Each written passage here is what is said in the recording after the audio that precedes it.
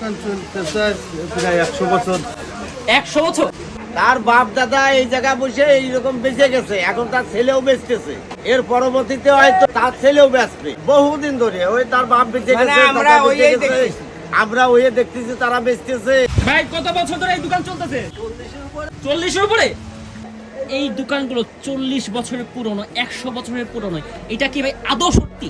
হ্যাঁ, মিষ্টিটা খান, আপনি বিড়িটা আগে সাইডে রাখেন, বিড়ি পরে খান, মিষ্টিটা খান।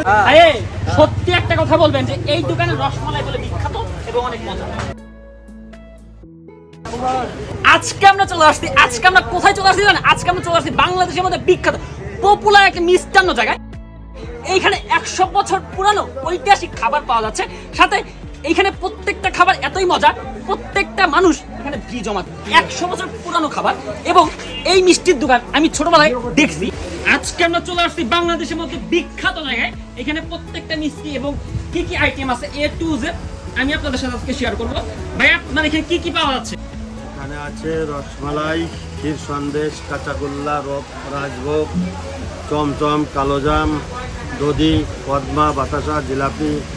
ভাই এটা বলে 100 বছরের পুরনো, এটা কি আদৌ সত্যি নাকি আপনারা বানাইছেন নিজে থেকেই? এটা আদৌ সত্য, পূর্বপুরুষ থেকে। কোনটার কেমন দাম একটু আমাদেরকে দেখান। রসমালাই 350, এটা 500, এটা 500, এটা 600। এটা কি? ক্ষীর সন্দেশ, রাজভোগ 50 টাকা পিস। এটা হচ্ছে রাজভোগ, সাইজগুলো দেখছেন? ওকে একটা দিবেন, ওনাকে একটা দিবেন, এখানে যারা আছে সবাইকে একটা একটা করে দেন। আপনারা সবাই একটু খান, আমিও খাবো, আমি একটু পরে খাই। আপনারা সবাই খান, খেয়ে মন থেকে একটা রিভিউ দিবেন যে আদৌ কি মজা, কেমন? ভালো মজা। সত্যি মজা? খান ভাই, খান একটু, খান ভালো মজা, অনেক মজা। একটু খাও, না খাই তো বুঝবো না, খাও। ঠিক আছে, খাইছেন? হ্যাঁ। আমি এখন খেয়ে দেখাই, বিসমিল্লাহ। ওয়াও গাইস, ঝোলটা, বিশেষ করে এই ঝোলটা অসাধারণ। এটা আদৌ যে 100 বছরের, এটা এখন আমার বিশ্বাস হচ্ছে।